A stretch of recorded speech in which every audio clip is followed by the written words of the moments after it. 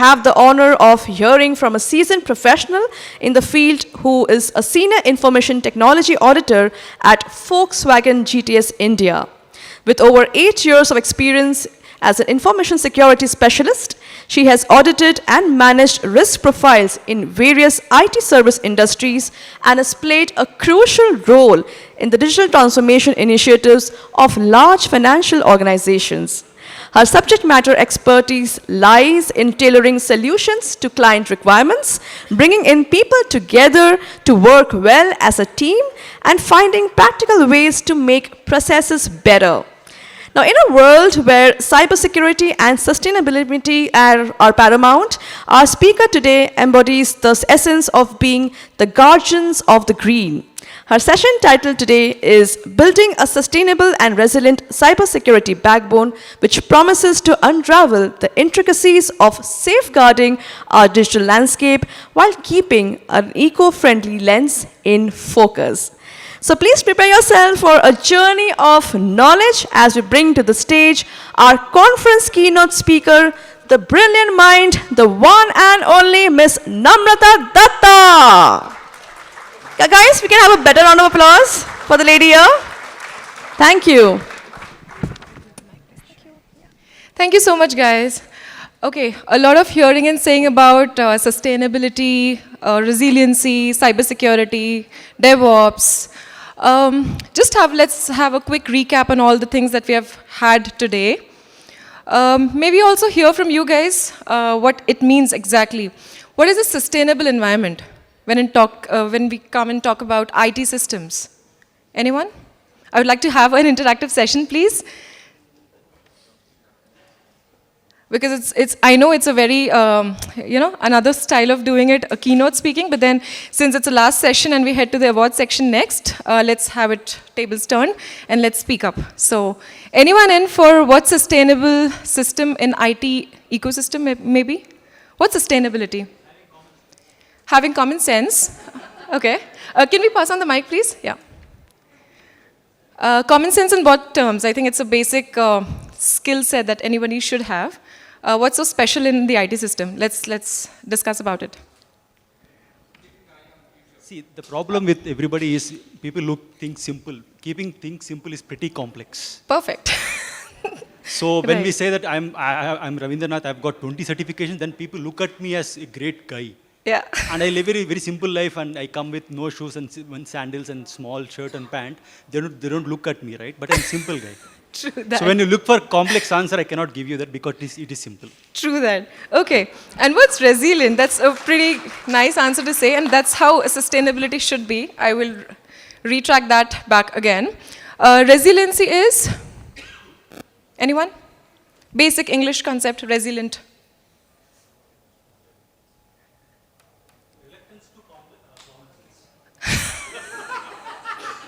Good one, sir. Okay. So maybe when we talk about cybersecurity backbone, we also state terms like network architecture, we have infrastructure, we have applications, we have the entire OSI layers, everything that come up as a backbone. And then we talk about cybersecurity concepts. We talk about security in terms of, let's say the new thing has come up as cyber insurance and everything. So everything will keep topping up, be it your application access management, authentication, authorization. Then we have, SIE and the incident management and event monitoring system and all that. So everything will keep topping up. What exactly deals with the sustainability is we first focus on the very basics of understanding the sustainability. I hope the slide is visible. Sorry. Understanding sustainability. Then we are having the environmental impact of cybersecurity. What's green computing? When we talk about the green data centers, and then coming next to the community engagement, what should be the redefinition of the frameworks that we have already built? So in our keynote and certain discussions, we have heard about the standards, the frameworks, the policies, the mandates that we have to follow, the guidelines that we need to comply to, etc. So building and redefining the frameworks in terms of our community engagement will hold a very much importance because we'll go through how cybersecurity will meet the sustainability and resiliency in IT systems. So when we talk about understanding sustainability, it refers to the practice of meeting our present needs without compromising the ability of future generations to meet their own needs, which means it's a fine balance between the two. So maybe in terms of audit, so I'm an IT auditor and I've been practicing and, taking out different loopholes, turning tables and checking on how things have been complied to, what are the non-conformances, and then suggesting them what could be the perfect measures in getting, meeting up to the proper guidelines or maybe the frameworks that we have. So sustainability in that terms would be sustainable implementation of any particular action that we have given, and that should not be a temporary fix. So let's say we come across in my entire career, there have been multiple very common gaps that have been identified. If it's a BFSI sector, if it be MRCs, which is media, retail, and commercial vehicles, be it banking, anything. For any industrial sector, there will be multiple non-conformances which will be very common. Like end-of-life system, for example, end of servers. So we have certain gaps which are definitely existing in the system, which the business knows about. We have certain so-called risk acceptances, which we keep taking. And then we do a temporary fix. Okay, these auditors are going to come. We have to have a clean report. And then we actually fix those. So now, in order to have a sustainable reference, in order to have a sustainability to all those non-conformances, we need to have a complete permanent fix for that. And that keeps on. It's a continuous thing. Again, coming next to the topic is resilience, which refers to organizations' ability to prepare, respond, recover from the cybersecurity incidents. So let's say if something happens and there's a ransomware attack or some certain a malware has hit the system or some kind of cybersecurity incident occurs, system goes down and then the entire team is ready to get fixed, getting fixed, the systems are getting fixed, the entire system is down and everything, and that happens. So how the entire organization has to rewire itself and, be resilient to such kind of occurrences. And that's where the cybersecurity strategy will come in picture, which actually focuses on minimizing the impact of cyber threats. So whatever is the impact on the business, that will be minimized, and that will be taken into account and be considered. The next term is about green computing. Now, again, we have been hearing about so many terms like colors in the cybersecurity area. We have red teaming, blue teaming, purple teaming, white teaming, etc. But what's green computing? What's with this color green now? Anyone? I don't like silence in the room, please. Okay, anyone? Efficiency, okay. What's with this color green? Improving performance, efficiency, what else? Environment, yes, perfect. So, and why this term environment comes in every time? We have been learning and hearing about a lot of instances through schools and college days back then, and we talk about global warming, we talk about environment. Why in IT, again, environment? And how is IT contributing to environment? How are they interlinked? We are improving the efficiency, we are improving and highly focusing on the performance, etc. But then how environment has to play a very vital and pivotal role in the cybersecurity strategies or those kind of moves that we are taking now. I'm sorry, I can't hear you. Perfect. So carbon footprint, carbon emissions are now a buzzword. Okay, and that has to be very considerate because given now most of the organizations are turning their tables and then pushing a strategic move that by 2020, that was back then, so maybe by 2030, 2050, they're going to turn carbon neutral, okay? So that's where the green computing comes in, where it refers to practice of using computing resources more efficiently while increasing overall performance. And then sustainable IT, which is a combination of all. I'll just read out the definition here, which refers to services which require the integration of green computing practices, such as power management. That's very important. Virtualization, definitely. Improving cooling technology. We always forget that servers produce a lot of heat, and the entire data centers and the rack structures that they have, they are often exposed to a lot of heat being there, and the cooling HVAC system is very important there. Recycling, electronic waste disposal, and optimization of the IT infrastructure to meet sustainability requirements. Now, this is a very keen term which I would like to highlight on. It's electronic waste disposal. In my career, again, as an IT auditor, there is a big, huge domain called as asset management. You might have all been through, because each of us are using laptops, right? Desktops. The IT services definitely helps us through all the gadgets and all the company assets that we need to have, maybe mobiles, laptops, desktops, peripherals that we have, USB, keyboards, etc. So now, once the aging of that entire system is gone, where does it go? Has anybody thought about it?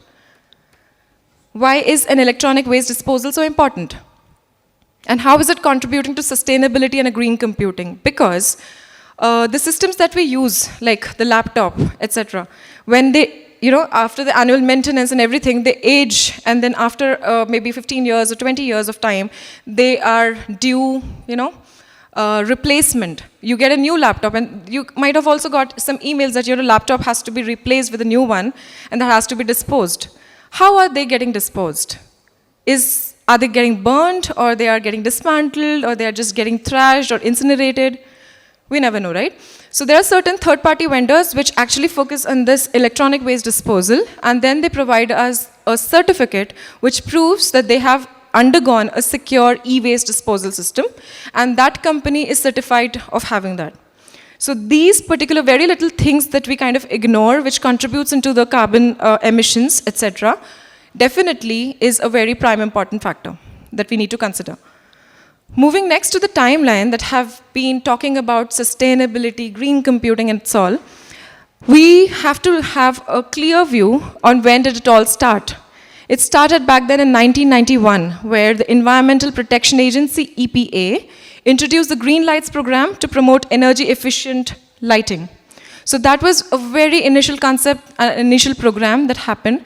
And from then on, in the next year, 1992, there was an Energy Star program which established energy efficiency specifications for computers and monitors. And that was a very initial phase when all these peripheral devices, when all these laptops, etc., had come into picture and were getting used a lot.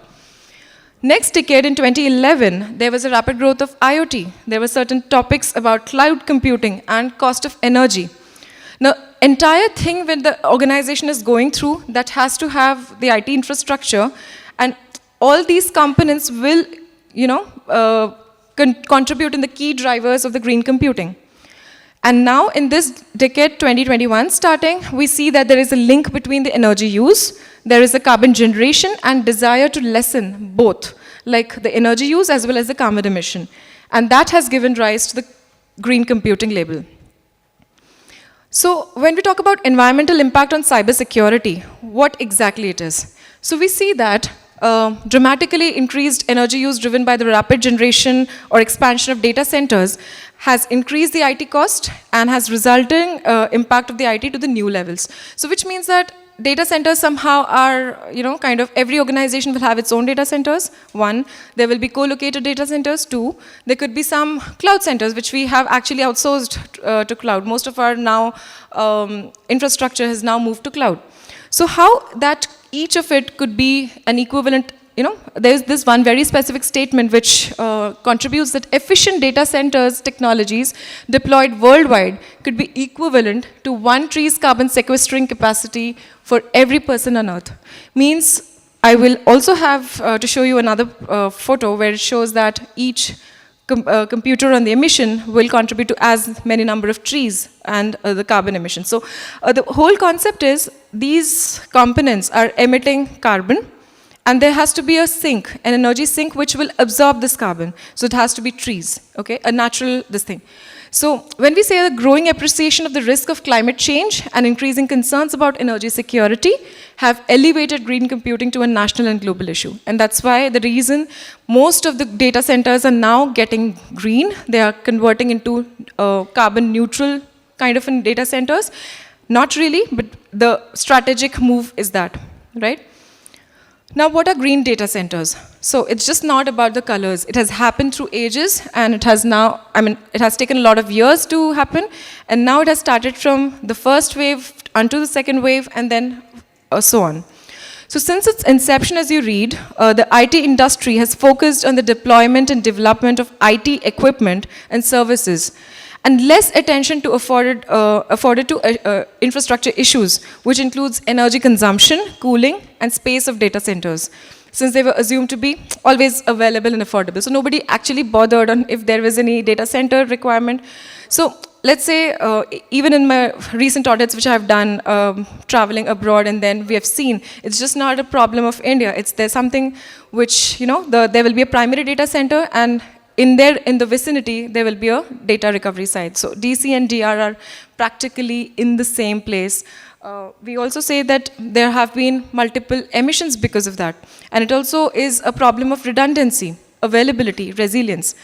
So factors which drive the adoption of green computing is the rapid growth of internet, increasing equipment power density, increased cooling requirements of energy costs, restrictions to energy supply, and low server utilization rates. Now, just in interest of time, I'll be rushing through the slides because we have an award ceremony next as well. So how do we implement the green computing in cybersecurity space? So the first thing is, when you're transitioning to the green data center, it involves a mix of integrating the new approaches for power and cooling energy efficient resources and hardwares, which we also discussed in the introduction. Then we have virtualization, we have software and power workload management. Now in doing so, there are certain areas and certain sections that we need to keep a track of. So they are actually practically quantified and calculated. So we have power and workload management, we have thermal load management, we have virtualization. There are multiple cloud services that are utility, IaaS, infrastructure as a service, platform as a service, and software as a service. Then we have power usage effectiveness, which is a parameter called as PUE. We have data center infrastructure efficiency, which is termed as DCIE, which is also calculated. And every industry and every organization will keep a track of that, which is owning the data center. And also on the performance efficiency, which is DCPE. We also see that a large data center reducing power by 10%. So whichever data center is reducing the 10% offsets the need to plant around 12,000 trees to sequester carbon. So if you see the track, there is kilowatt per rack. So if you know, all these servers and stuff are actually placed in the racks. We have this PUE value, hours per year, cost per kilowatt. We have the total cost. So all these costs are budgeted with the company and organization and has to be kind of accepted with, and they are actually quoting on the savings because they has to go down. An equivalent amount of plants which are planted, which is estimated to be each representation of a tree that you see is around 100 trees. So that's the ratio that we are currently in, and it will keep going on. So the need is actually alarming. Then we see the second wave, which we currently are in, which is a sustainable IT.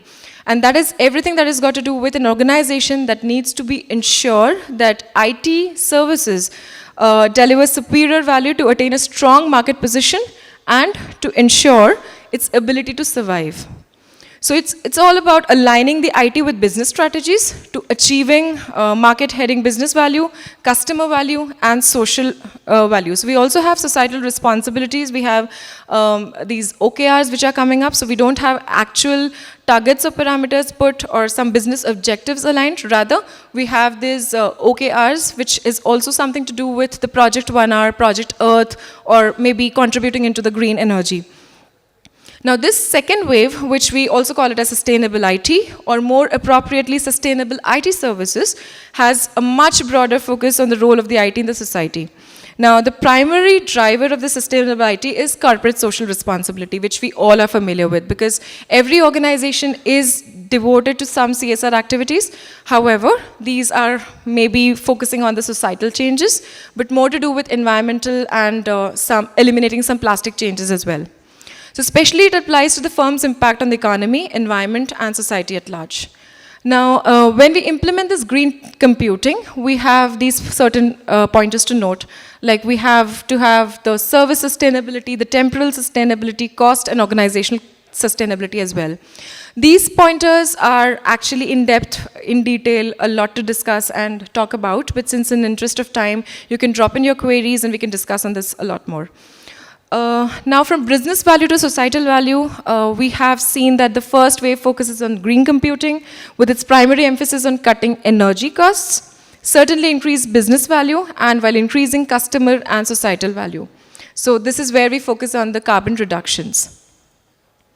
Total cost in the environment, which is again a calculation of TCE. Now this is where it's a way to measure many ways of data center which affects the environment and factors in greenhouse gas emissions. So we have GHG, greenhouse gas, its emissions, sustainability, secure, sourced and environmentally or friendly recyclable materials, and electronic waste disposal. So we see about across the globe, we have upgrade critical components to 45, 44, 50 and 55%, ranging from NAR region to Europe to Asia Pacific and China.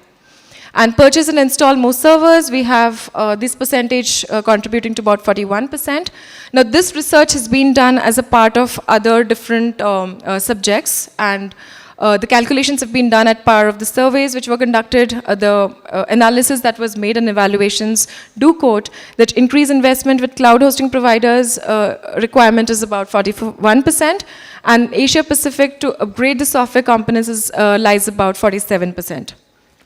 And again, implement a more inclusive e-waste program of 45% in China. Now the last part to it is the community engagement, where in conclusion we say that in order to have, this is a bold statement that we quote, it talks about the total cost to environment, and that is the whole deal to reduce the carbon footprints, the carbon emissions, where we reimagine, repurpose, reuse, reinvent, is the framework of choice for driving the innovation in the green computing space.